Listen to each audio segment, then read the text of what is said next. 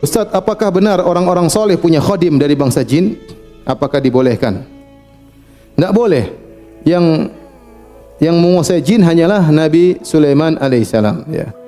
Dalam satu hadis, tatkala Rasulullah sallallahu alaihi wasallam salat, maka ada jin ifrit datang mengganggu Nabi sallallahu alaihi wasallam. Mengganggu Nabi sedang salat. Kata Nabi, fa'amkanani Allahu minhu. Maka Allah pun membuat aku bisa menangkap jin tersebut. Maka Nabi mencekik lehernya hatta ash'ur bi burdi lisani atau kama qala, sampai aku merasakan dinginnya lidahnya jin tersebut. Nabi cekik jin tersebut.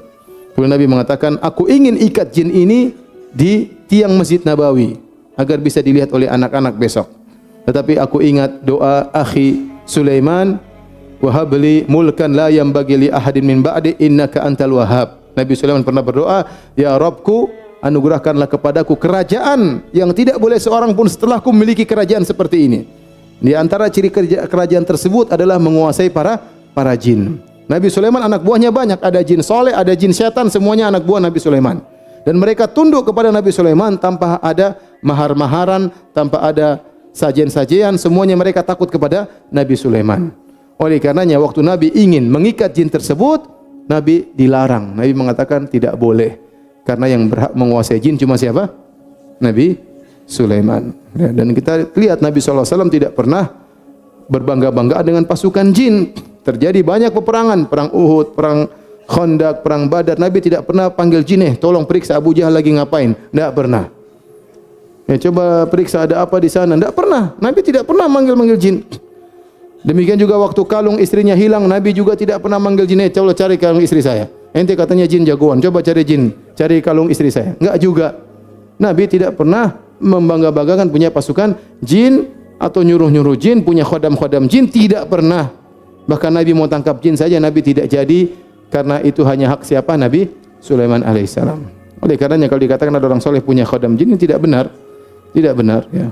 Apakah antum mendengar Imam Syafi'i punya khodam jin, Abu Bakar punya khodam jin, Umar bin Khattab punya khodam jin, Utsman bin Affan punya khodam jin, Ali bin Abi Thalib punya khodam jin. Ya. Kalau kita boleh punya khodam, sudah kita enggak usah punya pembantu ya. Semua kerja, supir juga jin, tukang bengkel jin, banyak khodam jin ya. Enggak ada ini. Biasanya orang punya khodam jin itu pasti melakukan sajen atau ada mahar yang harus dia bayarkan, itu kesyirikan. Apa perbedaan jin dan khodam? Lalu bagaimana hukumnya jika kita memelihara atau mengisi untuk di kehidupan sehari-hari? Sudah, ente jangan macam-macam deh. Khodam.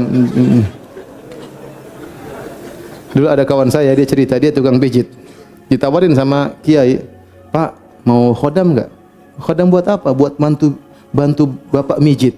Jadi kalau mijit enggak usah gini, cuma jinnya yang setengah mati. Jadi cuma sentuh gini sudah kerasa orang yang dipijit. Kenapa? Dia punya khodam tukang pijit. Ya enggak. Jadi janganlah. Pasti nanti ada aturan mainnya, harus begini, harus begitu, harus kasih sajian, harus permintaan ini, harus di apa dan terjerumus dalam kesyirikan. Bagaimana menasihati orang tua yang sering buat sajian di malam tertentu seperti kopi, bubur merah dan lain-lain? Terkadang bila ana mendapati sajian tersebut, ana langsung buang. Jangan dibuang, dimakan saja, enggak apa-apa. Mohon nasihatnya Ustaz, jazakallahu khairan. Selama sajian tersebut bukan madzubiha li ghairillah, ma uhilla li ghairillah bih, selama bukan sembelihan kepada selain Allah, maka itu halal ya. Kawan-kawan cerita, mereka sebagian kawan cerita, kami dulu tinggal di suatu kota yang di situ banyak orang kasih sajen. Ya, kasih sajen, terkadang kasih uang, terkadang kasih buah-buah. Kami tungguin, pokoknya kalau mereka sudah pergi kami ambil. Apakah hukumnya? Hukumnya tidak mengapa. Cuma khawatirnya kalau mereka datang, ternyata sajian kita diterima. Itu yang kita khawatir, mereka tambah syirik. Padahal jin tomang yang ambil. Tapi hukumnya Syekh bin Baz berfatwa, barang sudah dibuang daripada mubadzir, kita boleh apa? Ambil. Dia tidak akan ambil lagi barang tersebut. Kalau diambil lagi kualat ya, dia enggak akan ambil lagi. Asalnya boleh. Nah, kalau ada kopi bubur merah ya, kita nasihati sama orang tua kita, ini kopi bubur merah buat siapa gitu loh. Masih banyak orang setengah mati kelaparan, kasih makan jin buat apa ya? Enggak boleh. Nasihat ini enggak boleh, sesajen hukumnya enggak boleh ya. Jangan sekedar dibuang ya, tapi dinasihati. dibuang tidak cukup, nasihati orang tua. Dan di antara bentuk berbakti kepada orang tua yang luar biasa birrul walidain adalah mendakwahi orang tua menuju tauhid. Bagaimana cara bersikap kepada orang yang mengaku bisa melihat jin dan meramal? Kalau mengaku bisa melihat jin, mungkin bisa dia lihat ya. Sebagian orang terkadang diganggu, dimasuki jin sehingga dia juga bisa melihat apa? Jin ya. Maksud saya, bisa melihat jin bukanlah suatu yang kelebihan ya. Para nabi saja tadi tidak bisa melihat jin. Kadang-kadang Allah kasih lihat, tapi asalnya nabi tidak lihat. Makanya qul uhiya ilayya, diwahyukan kepadaku, nabi tidak lihat. Ternyata kadu alaihi libada. Ternyata jin bertumpuk-tumpuk dengar kajian nabi. Nah, nabi sallallahu alaihi wasallam tidak tahu, Allah yang kabarkan ya. Demikian juga Umar tidak tahu ada jin depan dia ya. Ya Umar, ma salakta fajjan illa salaka syaitan fajjan ghairu fajjik ya. Tidak kau lewat suatu jalan kecuali jin akan kabur. Umar tidak tahu kalau jin kabur dari dia ya. Jadi kalau ada orang bisa lihat jin tidak menunjukkan sesuatu berarti dia soleh. Tidak ada seperti itu. Tidak ada. Bisa melihat jin bukan menunjukkan seorang soleh. Kadang kita khawatir dia mungkin diganggu oleh jin ya. Mungkin dia punya ilmu-ilmu tertentu sehingga dia bisa melihat apa jin, atau dia diisi ilmu tertentu oleh kakeknya misalnya sebelum meninggal. Ilmunya ditransfer, jinnya ditransfer sehingga dia bisa melihat jin. Jadi kalau orang bisa melihat jin, ya mungkin saja ya. Kita bilang ya mungkin saja, tapi kasihan ya. Kalau orang bisa lihat jin itu kasihan coba. Di rumah, lagi makan ada jin. Sayangku, jin. Repot. Gimana? Mau buang air, jinnya nongkrong di atas gini. Itu gimana? Enggak enak kalau hidup bisa lihat apa? Jin. Ya tahu jin ada kepala lepas, ada ini kan ngeri seperti itu ya. Ya udah, mata kita nggak bisa lihat jin lebih baik ya, ngapain? Ya. Oleh karenanya kita nggak tahu jin hadir di pengajian atau tidak, kita nggak tahu. Yang jelas melihat jin bukanlah suatu kelebihan. Ustadz, apa itu yang dinamakan dengan ruqyah syar'iyyah? Bagaimana cara ruqyah syar'iyyah? Ayat-ayat Al-Quran untuk ruqyah, apa yang dimaksud dengan indigo dan pandangan indigo dalam Islam? Ruqyah syar'iyyah yaitu kita membaca Al-Quran ataupun hadis-hadis Nabi SAW, doa-doa yang diajarkan oleh Rasulullah SAW. Syarat ruqyah syar'iyyah ada 3. Yang pertama dengan Al-Quran atau hadis, yang kedua dengan bahasa yang dipahami, dan yang ketiga meyakini yang menyembuhkan adalah Allah Subhanahu wa taala. Jika telah terpenuhi 3 syarat ini sebagaimana disebut oleh Ibnu Hajar, maka itu disebut ruqyah syar'iyyah. Adapun kalau dibaca dengan sesuatu yang tidak kita pahami, ya mantra-mantra ya, bim salabim abakadabra dan macam-macam ala kazam ya. Ya. Mani uci guci mani bakat barokat ya mani, misalnya ini apa ini? Apa namanya? Mantra-mantra tersebut, maka ini syirik, tidak boleh. Karena kita tidak tahu dia sedang berbicara dengan jin ya, atau dengan permohonan kepada wali dan yang lainnya. Tapi kalau dibaca Al-Quran atau hadis Nabi dengan bahasa yang dipahami dan meyakini yang menyembah adalah Allah, maka itu ruqyah syar'iyyah. Ayat Al-Quran untuk meruqyah, secara umum seluruh ayat Al-Quran adalah untuk ruqyah. Tetapi yang dibaca biasanya Al-Fatihah, 3 kul, ya, surat Al-Baqarah, kemudian ayat-ayat misalnya duelnya Nabi Musa dengan para penyihir, innallaha sayubtiluh, misalnya ayat-ayat yang berkaitan dengan wala yuflihu sahiru haitsu ata. Ini ayat-ayat yang menjelaskan hancurnya para penyihir, kalahnya mereka, mungkin dibacakan tatkala sedang meruqyah berdasarkan para pengalaman orang-orang saleh. Tetapi secara umum seluruh ayat Al-Quran adalah ayat boleh untuk meruqyah. Ustaz, apakah jin juga terpecah menjadi 73 golongan?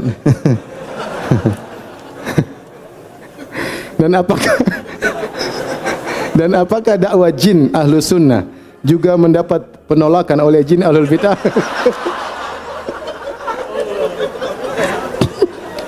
Apakah jin Banjarmasin sama dengan udahlah.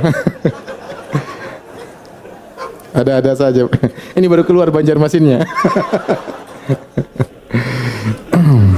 Afwan, mungkin jauh dari tema urgen ya, tapi saya sangat terdesak dan ingin menanyakan bahwa saya seorang akhwat sudah bermanhaj salaf alhamdulillah, namun keluarga saya belum. Hingga kini ibu saya mendesak saya untuk menikah dengan ikhwan yang bukan bermanhaj sunnah. Sebab ibu saya tidak ingin saya menikah dengan ikhwan yang bermanhaj salaf. Dan saya hanya diberikan waktu 1 minggu untuk memberikan keputusan. Masya Allah.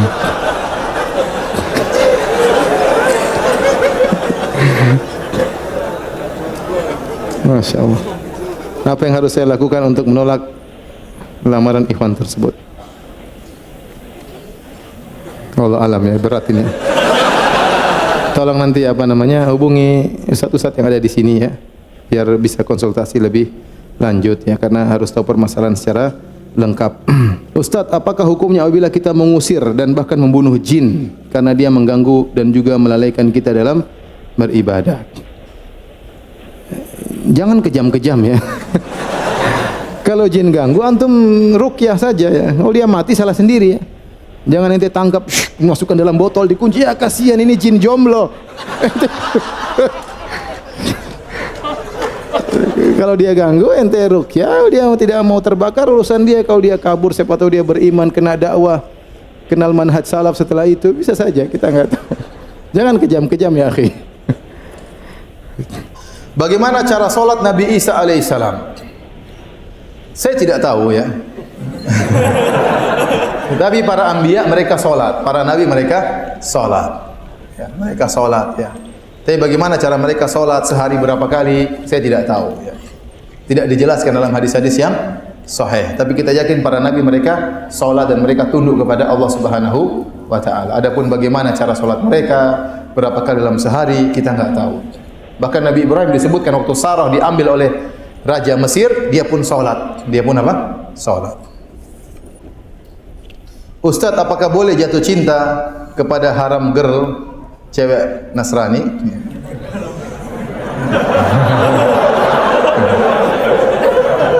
Ente cari saja halal girl. Haram girl tinggalkan, syubhat girl tinggalkan. Jadi para hadirin ya.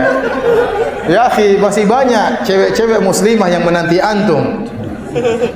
Yang bertakwa kepada Allah, yang pakai kerudung, yang pakai jilbab, di antara mereka ada yang bercadar, menanti sentuhan antum. Antum malah cari haram girl. Ya. Kalau sudah tidak ada, baru ente cari, tidak apa-apa. Ajak saya kalau sudah tidak ada. Masih banyak bergelimpangan, masih banyak bunga-bunga bertebaran, masih banyak. Kumbang-kumbangnya kemana? Kambing-kambingnya kemana?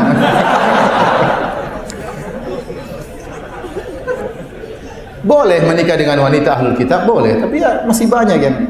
Karena ingat, kita memang secara hukum boleh, tapi apakah kita bisa mengatur anak-anak kita? Kemudian terkadang apalagi orang Indonesia sering laki-laki tunduk kepada istrinya, sehingga akhirnya nanti pendidikan anak-anak dikuasai oleh istrinya, itu bahaya dan sering terjadi. Seorang laki-laki menikah dengan wanita ahlul kitab, akhirnya anak-anaknya ikut ibunya. Karena yang dekat sama anak-anak ibunya. Sementara dia kerja dan dia tidak bisa menguasai istrinya, akhirnya anak-anaknya di bawah tanggung jawab dia, ternyata beragama seperti agama ibunya. Rawan. Anak ingin menikah sebelum Ramadan, penting, tulisannya penting, tanda penting 3. Emang yang lain enggak penting, semuanya penting juga. Bismillah. Anak ingin menikah sebelum Ramadan, tapi akhwatnya mau setelah bulan Ramadan. Bagaimana jalan keluarnya? Ini penting kan? Pikir ada apa? Ya ente atur sama calon ente, mau sebelum sesudah terserah ente ya. Terserah ya, mau sebelum sesudah ya. Kalau sebelum Ramadan, hati-hati pas Ramadan. Ya. Jangan sampai melanggar di siang hari. Kalau setelah Ramadan berarti masih lama. Ya diskusikan sama akhwatnya bagaimana. Ini aja baru awal sudah ribut, bagaimana kalau sudah menikah? Diskusikan baik-baik. Begini tidak perlu ribut ya. Tanya akhwat kenapa harus setelah Ramadan. Diskusikan. Saya kenapa sebelum Ramadan. Diskusikan. Cari jalan keluar. Hukum poligami tanpa sepengetahuan istri pertama. Apa maksudnya tanya begini? Dia sudah tahu jawabannya, cuma dia tanya-tanya saja. Apakah bagaimana dulu lulus di Universitas Madinah dan sampai jadi pengajar di Masjid Nabawi? Ada amalan khususnya? Saya tidak ingat ada amalan khusus ya. Saya rasa itu rezeki dari Allah Subhanahu wa Ta'ala. Ustaz-ustaz yang lebih pintar dari saya banyak ya. Ustaz-ustaz yang lebih hebat juga dari saya banyak ya. Tapi kebetulan waktu dibuka pengajaran tersebut mereka sudah lulus. Pas saya lagi di situ belum lulus ya. Ya alhamdulillah, itu namanya rezeki dari Allah. Tapi sebenarnya itu beban bagi saya, tanggung jawab yang besar. Ya. Saya setengah-setengah berat juga jalaninya ya. Mudah-mudahan diberi kekuatan dari Allah Subhanahu wa taala. Ustaz, bagaimana menanggapi syubhat? Jangan mengatakan Syiah sesat kalau belum pernah masuk Syiah. Ya sudah, jangan bilang Nasrani sesat kalau belum masuk Nasrani. Ya. Jangan bilang ateis sesat sebelum kamu ateis. Paham? Ya. Jangan bilang LGBT sesat sebelum kamu jadi LGBT.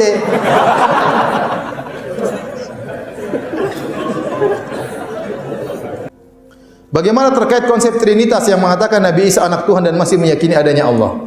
Jadi kalau antum tanya konsep Trinitas kepada saya pun tidak bisa menjelaskan. Jangankan saya, orang-orang Nasara tidak bisa menjelaskan. Antum tanya 10 kepala orang Nasara tentang konsep Trinitas akan ada 10 pendapat. Mereka juga bingung. Apa maksudnya 1 sama dengan 3, 3 sama dengan 1? Nabi Isa sama dengan Allah, Allah sama dengan Nabi Isa. Nabi Isa sama dengan Allah sama dengan Ruhul Kudus. Tiga perkara ini siapa? 3 oknum ini Nabi Isa, Allah sama Ruhul Kudus. Ya kan ini 3 Trinitas. Baik. Allah adalah Isa, Isa adalah Allah. Kata mereka. Baik. Allah adalah Ruhul Kudus, Ruhul Kudus adalah Allah. Apakah Ruhul Kudus sama dengan Isa?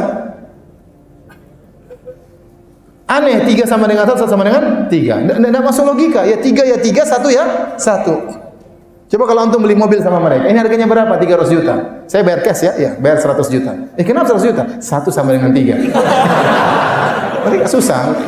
Karena kita nggak bisa masuk logika 3 ya 3, 1 ya 1. Bagaimana 3 sama dengan 1? Mau dia logikakan, nggak masuk logika mereka. Nggak akan masuk. Mereka saja tidak bisa mencerna hal tersebut. Sehingga banyak mereka hanya ikut-ikutan. Hanya taklid buta. Apakah foto wajah Yesus sama dengan Nabi Isa? Siapa yang pernah foto Yesus? Tidak ada. Nabi Isa itulah Yesus versi orang Nasrani. Kita Nabi Isa. Adapun lukisan-lukisan itu berbeda-beda. Ya. Mungkin kalau antum melihat Yesus di Afrika agak hitam-hitam sedikit, Yesus di Eropa agak pirang-pirang sedikit, Yesus di Indonesia, mungkin Yesus di Cina lain lagi. Tergantung siapa yang melukis. Ya. Tidak ada patokannya. Ya. Nggak ada patokannya. Yang jelas kebanyakan mereka lukis Yesus berjenggot. Ya. Rata-rata Yesus apa? Berjenggot. Saya nggak tahu Yesus versi Cina jenggotnya ada atau tidak. Ya. Tapi maksud saya, ya, nggak tahu yang mana ya, yang mana karena nggak ada yang pernah foto. Bagaimana cara menasihati berdakwah kepada teman yang beragama Nasrani tanpa menyinggung perasaan? Nah, itu yang susah ya. Ya, antum dialog. Jadi kalau antum, saya bilang antum dialog sama orang Nasara, jangan berdialog masalah babi, jangan berdialog masalah apa namanya, langsung masalah Tuhan. Karena itu intinya, percuma ente debat sama dia, ente menang babi ternyata haram, khamar ternyata haram, nggak ada faedahnya. Ente bicara langsung masalah apa? Masalah Tuhan. Ini kita dialog sama ente, kita bicara Tuhan ya. Benarkah Nabi itu Tuhan? Ya sudah dialog, buka Injil. Ente sebenarnya mudah, ente baca literatur, banyak tulisan di internet. Yesus bukan Tuhan, baca, tinggal datangkan Yesusnya. Tuhan kenapa dia takut? Tuhan kenapa dia lapar? Tuhan kenapa ketiduran? Bahaya kalau Tuhan ketiduran. Banyak dalam Injil-Injil ya. Sudah ente dialog. Tuhan dicoba oleh setan, setan bawa lari Tuhan diuji. Ini setan kurang ajar mencoba Tuhan. Dalam Injil banyak. Antum sampaikan secara logika dan doa supaya dia dapat hidayah. Saya punya kawan cerita dia masuk Islam, keluarganya masih Nasrani. Jadi dia dari keluarga pendakwah di Nasara. Subhanallah, tiba-tiba dia masuk Islam. Waktu dia masuk Islam, keluarganya malu karena mereka ini misionaris. Kenapa tiba-tiba dia masuk Islam? Jadi malu, orang-orang malu. Akhirnya mereka datangkan seorang pendeta yang top untuk mendakwahi dia agar kembali kepada jalan yang benar. Dia cerita langsung sama saya. Datanglah pendeta tersebut ketemu dengan kawan saya tersebut. Kawan saya langsung bilang begini aja Pak Pendeta, kau tidak usah bicara sama saya. Kita saling mendoakan saja, saya pengen dapat hidayah. Kalau kamu benar, biar saya kembali kepada Kristen. Kalau kamu benar, kalau saya yang benar, kamu kembali kepada Islam. Kita saling mendoakan Pak Pendeta. Kamu tidak usah bicara sama saya. Benar. 2 minggu berikutnya kakaknya datang. Fulan dibuka. Ada apa? Aduh, itu pendeta sekarang masuk Islam.